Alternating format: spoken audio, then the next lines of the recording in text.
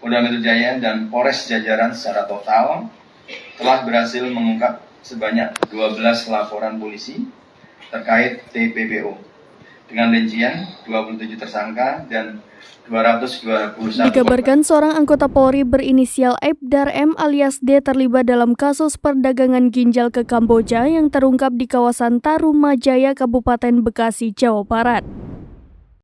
Diduga Aibdar M ini menipu para tersangka bahwa dirinya bisa membantu untuk menghentikan kasus jika aksi terlarang tersebut terendus. Lewat penipuan ini, Aibdar M berhasil meraup keuntungan hingga ratusan juta.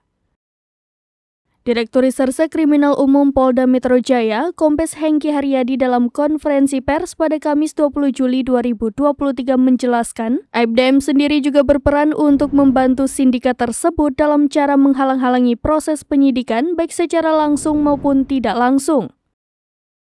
Selain anggota Polri, sindikat ini juga melibatkan seorang pegawai imigrasi berinisial AH.